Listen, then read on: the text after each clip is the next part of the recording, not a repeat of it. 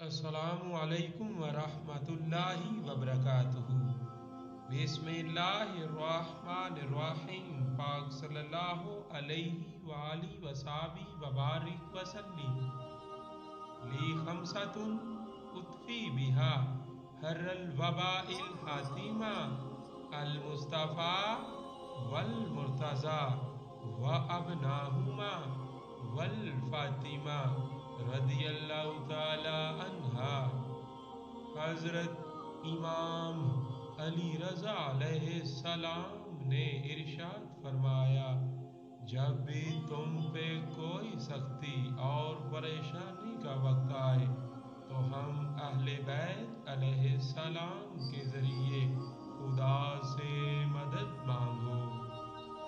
کم رزق کو تھوڑا نہ سمجھو، ورنہ زیادہ رزق سے محروم ہو جاؤ گے۔ اگر جنت میں محمد و آل محمد صلی اللہ علیہ وآلہ وسلم کے ساتھ ہونا چاہتے ہو تو حسین علیہ السلام کے قاتلوں پر لعنت کرو۔ اللہ نے فرمایا کہ میں محمد صلی اللہ علیہ وآلہ وسلم کی نبوت اور علی علیہ السلام کی ولایت کے اقرار کے بغیر کسی کا عمل قبول نہیں کروں گا۔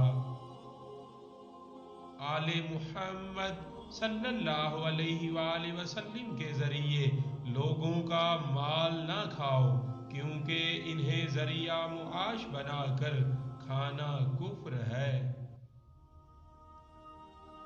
اگر زمین لمحہ بھر حجت سے خالی ہو جائے تو یہ اپنے اوپر رہنے والوں کو نگل لے گی۔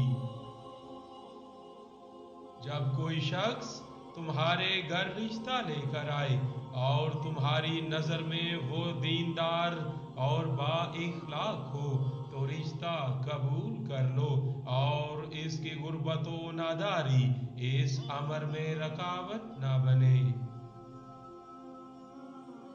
ہر شخص کا حقیقی دوست اس کی عقل اور اس کا دشمن جہالت ہے۔ چھینک جسم کی ساری کثافت کو دور کرتی ہے اور 7 روز تک موت سے امان دیتی ہے۔